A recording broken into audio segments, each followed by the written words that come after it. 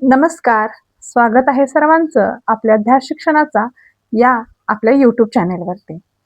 तर आज आपण बघणार आहोत TET 2026 साठी TETची बालमानसशास्त्रामधील मागील PYQ क्वेश्चन्स स्पष्टीकरणासहित. तत्पूर्वी आपल्या चॅनेलला जर कोणी सबस्क्राईब केलं नसेल तर आपल्या चॅनेलला नक्कीच सबस्क्राईब करून घ्या, कारण इथून पुढे सुद्धा तुम्हाला TET पेपरसाठी अतिशय महत्त्वाचे क्वेश्चन्स PYQ तसेच कंटेंट मिळणार आहे. तर चला सुरू करूया आपल्या व्हिडिओला. संयमित, अभ्यासू, संशोधक, संकुचित या उदाहरणांचा समावेश व्यक्तिभेदातील कोणत्या अंगात होतो? तर बघा, आपल्याला माहित आहे की विद्यार्थ्यांमध्ये व्यक्तिभेद असतात किंवा व्यक्तीमध्ये सुद्धा व्यक्तिभेद असतात. तर त्याच्यामध्ये व्यक्तिभेदामध्ये भेद म्हणजे आवड निवड असते, बौद्धिक भेद असतात, स्वाभाविक भेद असतात, तसेच मानसिक भेद असतात, भावनिक भेद असतात. तर त्याच प्रकारे संयमित, अभ्यास, संकुचित हे उदाहरण कोणत्या अंगात येतील, कोणत्या व्यक्तिभेदाच्या? तर बघा, ऑप्शन्स आहेत. 1 आहे आवड निवड, 2 आहे बौद्धिक, 3 आहे वृत्ती आणि 4 आहे शारीरिक. म्हणजे इथं ऑप्शन खालीवर झालेला आहे आणि 4 आहे शारीरिक. तर बघा, याचं योग्य उत्तर आहे पर्याय क्रमांक 2 वृत्ती. तर संयमित, अभ्यासू आणि संशोधक, संकुचित ही आवड निवड नसते किंवा हे बौद्धिक सुद्धा नसतं. हा भाग असतो तो वृत्तीचा. कशाचा हा भाग असतो? व्यक्तिभेदातील वृत्तीच्या अंगामध्ये हा भाग असतो, म्हणजे संयमित, अभ्यासू आणि संकुचित संशोधक वृत्ती. सातत्यपूर्ण सर्वकष मूल्यमापन म्हणजे काय? तर सातत्यपूर्ण सर्वकष मूल्यमापन म्हणजे सतत आणि सर्व बाजूने केलेले मूल्यमापन, जसे की बौद्धिक प्रगतीचे, तसेच भावनिक प्रगतीचे आणि क्रियात्मक प्रगतीचे आपण मूल्यमापन करतो, त्याला सातत्यपूर्ण सर्वकष मूल्यमापन असे आपण म्हणतो. तर बघा, म्हणजे काय म्हणून इथं विचारलेलं आहे. तर बघा, आहे विद्यार्थ्यांच्या बौद्धिक प्रगतीचे सातत्याने केलेले मूल्यमापन. 2 विद्यार्थ्यांच्या भावनिक प्रगतीचे सातत्याने मूल्यमापन करणे. विद्यार्थ्यांच्या क्रियात्मक प्रगतीचे सातत्याने मूल्यमापन करणे. तर ऑप्शन 1 सुद्धा बरोबर आहे, 2 बरोबर आहे आणि 3 बरोबर आहे. म्हणून आपलं योग्य उत्तर आहे पर्याय क्रमांक 4. तिन्ही अ, ब, क हे तिन्ही काय आहेत? तर आपलं योग्य उत्तर असणार आहे. स्पष्टीकरण बघूया. तर बघा, सर्वकष मूल्यमापन. तर सर्वकष मूल्यमापन हे डॉक्टर बेंजामिन ब्लूम यांनी सर्वकष मूल्यमापनाची 3 क्षेत्रांची किंवा त्रिविध अंगांची काय केलेली होती? कल्पना मांडलेली होती. कोणी? Doctor Benjamin Bloom. हे अतिशय इम्पॉर्टंट आहे. तर बघा, त्यांनी 3 अंगांची कल्पना मांडली. आता ती 3 अंगे कोणती कोणती ते आपण बघूया. त्याच्यामधील 1 आहे बोधात्मक क्षेत्र, ज्याच्यामध्ये येतं ज्ञान, आकलन, उपयोजन आणि कौशल्य. त्याच्यानंतर क्रियात्मक क्षेत्र, याच्यामध्ये येतं अनुकरण, क्रिया, कौशल्य, अचूकता, संधिकरण आणि स्वाभाविकरण. आणि 3 आहे भावात्मक क्षेत्र, ज्याच्यामध्ये अवधान, प्रतिसाद, मूल्यनिर्णय, संघटन आणि मूल्य समूह असे हे काय आहेत?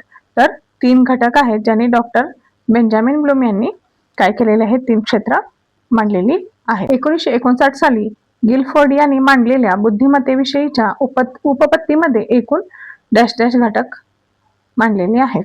तर बघा, 1959 साली गिलफोर्ड यांनी बुद्धिमत्तेचा काय केलं होतं? तर सिद्धांत मांडला होता, बहुआयामी सिद्धांत. कोणता? बुद्धिमत्तेचा बहुआयामी सिद्धांत हा गिलफोर्ड यांनी मांडला होता. हे महत्वाचं आहे. आणि त्यांनी त्याच्यामध्ये एकूण डॅश डॅश घटक मांडले होते. तर किती? तर ऑप्शन बघूया. 1 आहे 120, 2 आहे 130, 3 आहे 125 आणि 4 आहे 110. तर आपलं योग्य उत्तर आहे गिलफोर्ड यांनी मांडलेल्या बुद्धिमत्तेच्या उपपत्तीमध्ये एकूण 120 घटक होते. किती? 120. आता याचं स्पष्टीकरण बघूया. तर बघा, स्पष्टीकरण मध्ये त्यांनी आशय, क्रिया आणि निर्मिती यांचं काय केलेलं आहे? मांडणी केलेली आहे. तर बघा, त्याच्यामधील 1 आशय. तर आशयमध्ये त्यांनी काय दिलेलं आहे? तर आकाररूप, सांकेतिक आणि हे इथं नाहीये. त्याच्यानंतर शब्दविषयक आणि वार्तानिक. म्हणजे काय झालं? तर आशयमध्ये त्यांनी दिले आकार, रूप, सांकेतिक, शब्दविषयक आणि वार्तानिक. त्याच्यानंतर क्रियामध्ये त्यांनी दिलेला आहे बोधन आणि भिन्न. तर अशा प्रकारे काय केलेलं आहे, गिलफोर्ड यांनी बुद्धिमत्तेच्या उपपत्तीमध्ये घटक मांडलेले आहेत. त्याचबरोबर एकाग्र, स्मरण, मूल्यमापन आणि भिन्न हे सुद्धा त्यांनी घटक मांडलेले आहेत. तसेच निर्मितीमध्ये त्यांनी घटक, संबंध, रूपांतर, पद्धती, ध्वनार्थ मांडलेले आहेत. म्हणजेच गिलफोर्ड यांनी 4 गुणिले 5 गुणिले 6 बरोबर 120 म्हणजे 4 गुणिले 5 गुणिले 6 याचा गुणाकार 120 होतो. म्हणजेच गिलफोर्ड यांनी 120 घटक हे मांडलेले आहेत. तर चला पुढचा प्रश्न आपण बघूया. पुढचा प्रश्न आहे आपला, व्यक्तिभेद लक्षात घेऊन शिक्षकांनी अध्यापन पद्धतीत इष्ट ते बदल केले पाहिजेत. कारण तर बघा आपल्याला माहिती आहे व्यक्तीमध्ये भेद असतो, आपण त्यालाच व्यक्तिभेद असं म्हणतो. तर शिक्षकांनी काय केलं पाहिजे, तर विद्यार्थ्यांच्या व्यक्तिभेदाला मान्य केलं पाहिजे आणि त्याच पद्धतीने आपल्या शिक्षण पद्धतीमध्ये काय केलं पाहिजे, बदल केला पाहिजे आणि त्याच प्रकारे विद्यार्थ्यांना शिक्षण हे दिलं पाहिजे. तर ऑप्शन बघूया आपले. पहिला ऑप्शन आहे, मुलांची बौद्धिक पातळी भिन्न असते. तर मुलांची बौद्धिक पातळी ही भिन्नच असते हे आपल्याला माहितीच आहे. प्रत्येक विद्यार्थ्याची ही बौद्धिक पातळी वेगवेगळ्या प्रकारची असते आणि भिन्न पद्धतीची असते. मुलांची आकलन शक्ती भिन्न असते.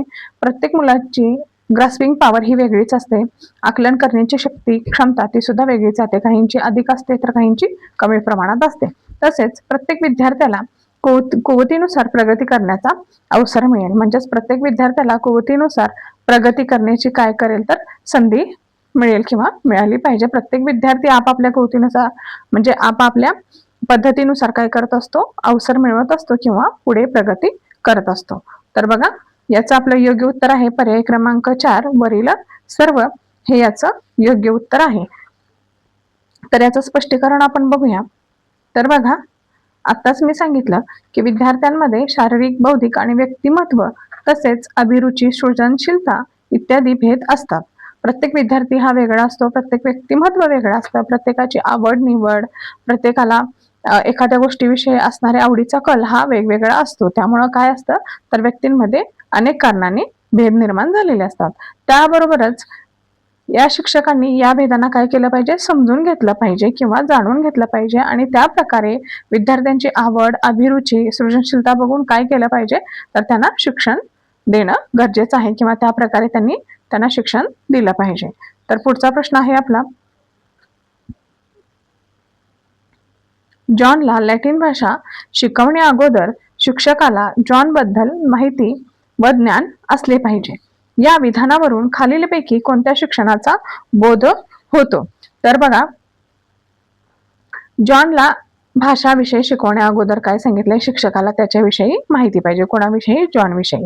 तर आणि ज्ञान असणं सुद्धा गरजेचं आहे. तर यावरून कोणत्या शिक्षणाचा बोध होतो.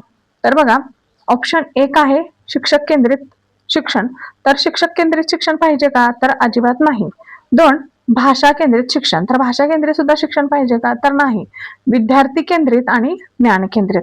तर आपलं योग्य उत्तर आहे विद्यार्थी केंद्रित शिक्षण, ना की ज्ञान केंद्रित किंवा शिक्षक केंद्रित. तर काय केलं पाहिजे, शिक्षणामध्ये मुख्य केंद्रबिंदू हा कोण असतो तर विद्यार्थीच असतो. बरोबर. आपण शिक्षकाला कधीही केंद्रस्थानी ठेवू शकत नाही. शिक्षणामध्ये नेहमीच काय केलं पाहिजे तर विद्यार्थ्यालाच आपल्या केंद्रस्थानी ठेवलं पाहिजे. म्हणूनच आपली शिक्षण पद्धती ही विद्यार्थी केंद्रित आहे. आता का ते आपण स्पष्टीकरणासहित बघूया. तर बघा स्पष्टीकरण मध्ये शिक्षक केंद्रित शिक्षण. आता शिक्षक केंद्रित शिक्षण म्हणजे काय, यात शिक्षक एखाद्या भागाचा अभ्यास करून मत मांडतात, नवीन माहिती सांगतात आणि यात कथन व्याख्यान पद्धतीचा काय करतात, वापर करतात. आता बघा शिक्षक येणार एखाद्या भागाचा अभ्यास करून आणि काय करणार, आपले मत तिथं मांडणार. त्याच्यामध्ये विद्यार्थ्याचा काही सहभाग नाही, विद्यार्थी सक्रिय सहभाग घेतच नाहीत. शिक्षक फक्त व्याख्यान पद्धतीने कथन करतात, कथाकथन पद्धतीने सांगतात, पण विद्यार्थी मात्र त्याच्यामध्ये कुठेही इन्क्लूड नसतात, फक्त माहिती सांगितल्यासारखं सांगतात. मग हे विद्यार्थ्यांना ही मेथड लागू होईल का किंवा विद्यार्थ्यांना याच्यातून काही शिक्षण ज्ञान मिळेल का, तर अजिबात नाही. म्हणून शिक्षक केंद्रित शिक्षण आपण राबवत नाही. तर आपल्याकडे कोणती शिक्षण पद्धती आहे तर विद्यार्थी केंद्रित शिक्षण पद्धती. तर याच्यामध्ये काय होतं तर विद्यार्थ्यांचा सहभाग असतो, विद्यार्थी याच्यामध्ये सहभाग घेतात, सक्रिय सहभाग घेतात. जसं की त्याच्यामध्ये चर्चा करतात, स्व अध्ययन पद्धतीचा काय करतात, वापर करतात. म्हणजेच सक्रिय सहभागामध्ये जर विद्यार्थ्यांना एखाद्या गोष्टीविषयी, एखाद्या प्रकरणाविषयी जर माहिती पाहिजे असेल किंवा समजलं नसेल, एखादी अडचण असेल, तर काय करतात विद्यार्थी तिथं शिक्षकांना काय करतात, माहिती विचारतात, आपली शंका विचारू शकतात आणि त्याच्यातून ते चर्चा पद्धतीद्वारे आपलं स्व अध्ययन करतात आणि काय करतात, आपली प्रगती करून घेतात. म्हणजेच कोणती शिक्षण पद्धती गरजेची आहे, तर विद्यार्थी केंद्रित शिक्षण पद्धती ही गरजेची असल्याचे आपल्याला दिसून येते. तर पुढचा प्रश्न आहे, मतिमंदत्वातील पुढीलपैकी कोणत्या प्रकारामध्ये बालके चांगल्या पद्धतीने साक्षर होऊन व्यवसाय क्षमता आत्मसात करू शकतात? तर बघा, मतिमंद असणारी बालके म्हणजे आपण त्यांना विशेष बालके वगैरे म्हणतो, तर त्यामध्ये अशी कोणती बालके आहेत की जे म्हणजे असं कोणता मतिमंदत्वाचा प्रकार आहे की ज्याच्यामध्ये मुलं काय करू शकतात, तर व्यवसाय क्षमता आत्मसात करू शकतात? तर बघा, एक आहे मध्यम मतिमंदत्व. हे मतिमंदत्वाचे प्रकार आहेत जे की महत्वाचे आहेत.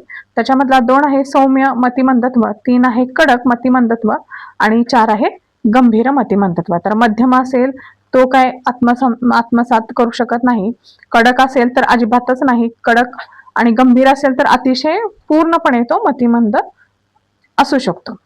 गंभीर म्हणजे अतिशय गंभीर पद्धतीने तो मतिमंदत्व त्याच्यामध्ये असू शकते. तर राहिला कोणता ऑप्शन? पर्याय क्रमांक 2 सौम्य मतिमंदत्व. तर बघा, याचं स्पष्टीकरण बघूया. तर याच्यामध्ये विद्यार्थ्यांचा बुद्ध्यांक 70 पेक्षा कमी असतो अशी बालके मतिमंदत्व म्हणून ओळखली जातात. तर बघा, ज्यांचा बुद्ध्यांक 70 पेक्षा कमी असतो, कालच आपण पाहिलं होतं बुद्ध्यांक, तर 70 पेक्षा ज्यांचा बुद्ध्यांक कमी असतो ते काय असतात, तर मतिमंद बालके असतात. तर मतिमंदत्वातील प्रकार बघा, आता सांगितलं गंभीर, कडक आणि मध्यम हे काय आहेत, मतिमंदत्वाचे प्रकार आहेत. तर मतिमंदत्व यात बालक अपेक्षित क्षमता आत्मसात करू शकत नाही. जर मतिमंदत्व असेल, त्याला काही समजतच नसेल, तर तो काही क्षमता आत्मसात करू शकतो का किंवा काही शिकू शकतो का? तर या परिस्थितीमध्ये तो काहीच शिकू शकणार नाही. तर सौम्य म्हणजे मतिमंदत्व अत्यंत कमी असणारी बालके. तर सौम्य मतिमंदत्व म्हणजे काय? त्या बालकांमध्ये मतिमंदत्वाचा प्रकार हा अतिशय कमी प्रमाणात असतो. ती बालके काय करू शकतात, जर त्यांना योग्य मार्गदर्शन मिळालं तर ते चांगल्या पद्धतीने आपलं शिक्षण घेऊ शकतात, चांगल्या पद्धतीने साक्षर होऊ शकतात आणि नवीन क्षमता आत्मसात करून व्यावसायिक क्षमता काय करू शकतात, शिकू शकतात किंवा एखाद्या व्यावसायिक क्षमता त्या आत्मसात करू शकतात. म्हणजेच सौम्य मतिमंदत्व असणारी बालके काय करू शकतात, तर व्यावसायिक क्षमता आत्मसात करू शकतात. तर पुढचा प्रश्न आहे आपला, मेंदूला पक्षाघात होण्याचे पुढीलपैकी कोणते कारण नाही? काय सांगितलं आपल्याला? कोणते कारण नाही म्हणजे अयोग्य कारण, चुकीचे कारण इथं आपण सांगायचं आहे. इथं बघा, हा इथं आपली मिस्टेक होत असते, कारण नाही दिलंय का आहे दिले हे आपण पाहतच नाही. फक्त आपण प्रश्न वाचतो, मेंदूला पक्षाघात होण्याच्या पुढीलपैकी कोणते कारण आहे असं आपण वाचू शकतो, पण तसं तिथं नाही. तिथं काय दिले? नाही म्हणजे अयोग्य, चुकीचं कारण आपण इथं शोधायचं आहे. तर बघा, एक आहे गर्भवती स्त्रीने घेतलेली औषधे. तर गर्भवती स्त्रीने जर चुकीचं औषध घेतलं तर त्याच्यामध्ये मेंदूला पक्षाघात होऊ शकतो, हे बरोबर कारण आहे. 2 मातेला गर्भावस्थेत झालेले आजार. जर एखादी महिला असेल, गर्भावस्थेत असेल आणि तिला एखादा आजार झाला असेल तर त्या अवस्थेमध्ये सुद्धा काय होऊ शकतं, मेंदूला पक्षाघात होऊ शकतो, हे सुद्धा योग्य कारण आहे. 3 अपघातामुळे मेंदूला इजा. हे सुद्धा योग्य कारण आहे. अपघात झाला असेल तरी सुद्धा मेंदूला इजा होऊ शकते. आणि 4 आहे कवटीचा आकार मोठा असणे. आता कवटीचा आकार मोठा असणे आणि मेंदूला पक्षाघात याचा काहीही संबंध नाही, त्यामुळे आपलं चुकीचं उत्तर आहे, अयोग्य उत्तर आहे कवटीचा आकार मोठा असणे. आता याचं स्पष्टीकरण आपण बघूया. तर बघा, मेंदूला झालेली इजा यामुळे मेंदूच्या हालचालीवर परिणाम होतो, याला आपण मेंदूचा पक्षाघात म्हणतो. तर मेंदूचा पक्षाघात म्हणजे काय? मेंदूला झालेली इजा यामुळे जी आपली मेंदूची हालचाल असते, आपल्याला माहिती आहे आपला मेंदूच आपल्या बॉडीला काय करत असतो, हँडल करत असतो. मेंदूवरती आपली पूर्ण बॉडी काय असते, तर डिपेंड असते.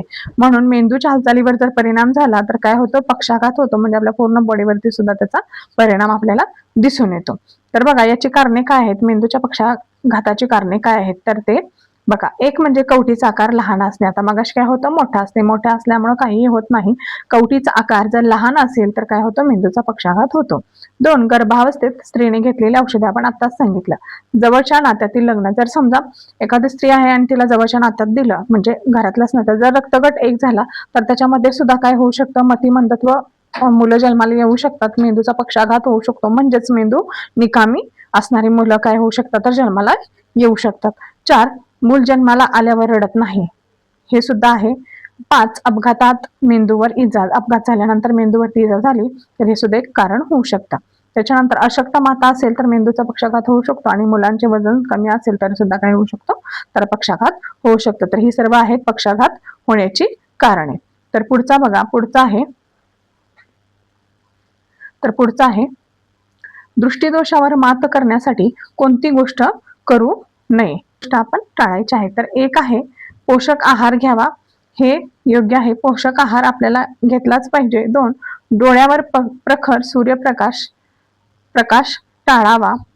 3, पुस्तक जवळ घेऊन वाचावे. आणि 4, डोळ्यावर ताण येऊ देऊ नये. दृष्टीदोषावर मात करण्यासाठी आपण काय केलं पाहिजे, तर पुस्तक जवळ घेऊन वाचावे, हे आपण गोष्ट टाळली पाहिजे. पुस्तक जवळ घेऊन वाचलं नाही पाहिजे, कारण त्याच्यामुळे काय होऊ शकतं, आपल्या दृष्टीला त्रास होऊ शकतो. म्हणून पुस्तक जवळ घेऊन वाचणे ही गोष्ट आपण काय केली पाहिजे, टाळली पाहिजे. तर बघा स्पष्टीकरण, दृष्टीदोषावर मात करण्यासाठी खालील गोष्टी कराव्यात. तर बघा, दृष्टीदोष असतो त्याच्यावरती मात करण्यासाठी आपण कोणती गोष्ट करावी, तर बघा त्याच्यासाठी आपण पोषक आहार घेतला पाहिजे आणि त्याचबरोबर काय केलं पाहिजे, तर अजीवनसत्वाचा वापर केला पाहिजे. तर आपल्याला माहिती आहे व्हिटॅमिन ए हे आपल्या डोळ्यासाठी अतिशय गरजेचं आहे आणि अतिशय महत्वाचं आहे, ज्याच्यामुळे काय होऊ शकतं, तर आपली दृष्टी ही चांगली निकोप राहू शकते. तसेच तर डोळ्यावर प्रखर सूर्यप्रकाश येणार नाही याची सुद्धा काय घ्यायला हवी, काळजी घ्यायला हवी. डोळ्यावर जास्त ताण येऊ देऊ नये, डोळ्यावरती सुद्धा आपण काय केलं पाहिजे, तर जास्त ताण येऊ दिला नाही पाहिजे. तसेच दृष्टीदोष असलेल्या मुलांना ब्रेल लिपीतील पुस्तके द्यावीत.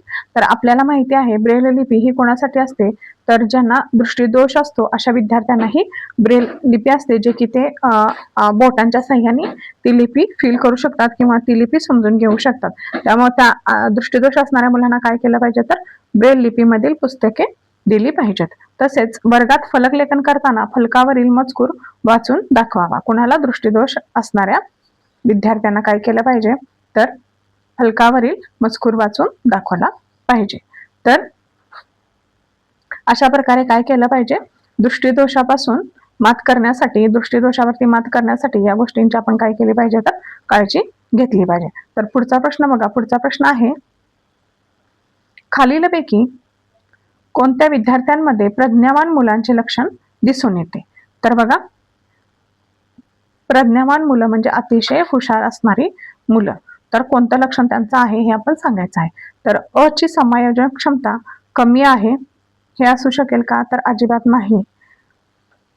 ब ला चालू घडामोडींविषयी अज्ञान नाही म्हणजे त्याला चालू घडामोडीविषयी ज्ञान आहे. काय आहे, ज्ञान आहे. क ला कला कौशल्यात कमी निपुणता आहे. ड च्या जाणीवा अवास्तव आहेत.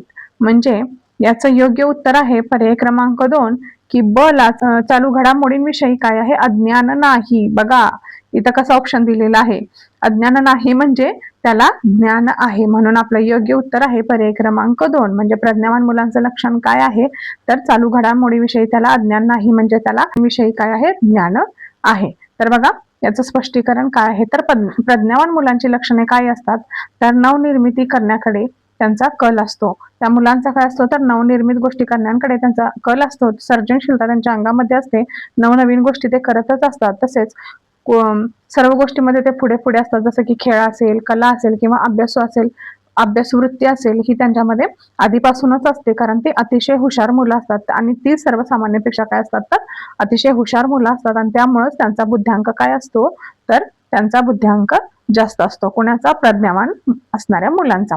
तसेच ते मुले काय असतात, तर ती जिद्दी असतात आणि त्यांना जे हवं ते करण्यासाठी ते धडपडत असतात, कारण त्यांच्यामध्ये नवीन ज्ञान घेण्याची प्रबळ इच्छा असते. म्हणूनच ते काय करतात, तर नवनवीन गोष्टी, सर्जनशील कल्पना त्यांच्या डोक्यामध्ये येत असतात आणि ते करण्यासाठी ते सततच धडपड करत असतात. तसेच नेतृत्व करण्याची क्षमता असते आणि ते आज्ञाधारक असतात. तर बघा, हुशार असल्यामुळे त्यांच्यामध्ये नेतृत्व गुण असतो आणि त्याचबरोबर ते आज्ञाधारक सुद्धा असतात. तसेच त्यांनी आपल्या डोळ्यासमोर एक आदर्श व्यक्ती ठेवलेला असतो. म्हणजेच एका आदर्श व्यक्ती आपल्या डोळ्यासमोर ठेवून ते काय करत असतात तर आपल्या आयुष्याची वाटचाल करत असतात आणि त्याच प्रकारे आपलं आयुष्य घडवण्याचा ते प्रयत्न करत असतात. तसेच बौद्धिक खेळात कल त्यांचा जास्त असतो. तर बघा, प्रज्ञावान मुलांचा काय असतो तर बौद्धिक खेळामध्ये सुद्धा त्यांचा कल काय असतो तर जास्त असलेला आपल्याला दिसून येतो. तसेच काही आदर्श व्यक्ती ते डोळ्यासमोर ठेवत असतात आणि बौद्धिक खेळात कल जास्त असतो. तसेच आकलन क्षमता त्यांची काय असते तर जास्त असलेली आपल्याला दिसून येते. म्हणूनच तर ते काय आहेत तर प्रज्ञावान मुले आहेत, कारण त्यांची आकलन क्षमता काय आहे तर अतिशय जास्त आहे. तसेच समस्या सोडवण्यास ही मुलं हुशार असतात. तर त्यांच्या आयुष्यामध्ये किंवा त्यांना अभ्यासामध्ये एखादी समस्या आली तर ते मुलं पटकन ती समस्या सॉल्व्ह करतात आणि पुढे जातात. म्हणजेच आपल्या तर्कशक्तीचा ते काय करतात चांगला उपयोग करतात. म्हणजे त्यांची तर्कशक्ती ही अतिशय चांगल्या प्रकारची असलेली आपल्याला दिसून येते. तर अशा प्रकारे आपण पाहिली प्रज्ञावान मुलांची लक्षणे. तर आज आपण अशा प्रकारे काय पाहिलेलं आहे तर TET 2026 साठी PYQ बालमानसशास्त्रामधील व अध्यापनशास्त्रामधील अतिशय इम्पॉर्टंट क्वेश्चन्स स्पष्टीकरणासहित आपण पाहिलेले आहेत आणि जे की तुम्ही बघितलं अतिशय महत्त्वाचे क्वेश्चन्स होते आणि हे तुम्हाला रिपीट अगेन झालेले आहेत. रिपीट हे क्वेश्चन्स आलेले आहेत. त्यामुळे हा व्हिडिओ शेवटपर्यंत तुम्ही पाहिलाच असेल अशी मी अपेक्षा करते. आणि हा व्हिडिओ जर तुम्हाला आवडत असेल किंवा आपल्या चॅनलवरची माहिती व्हिडिओ तुम्हाला जर आवडत असतील तर आपल्या चॅनलला नक्की सबस्क्राईब करा आणि आपल्या व्हिडिओला नक्कीच लाईक करा. व्हिडिओ इथपर्यंत पाहिल्याबद्दल धन्यवाद.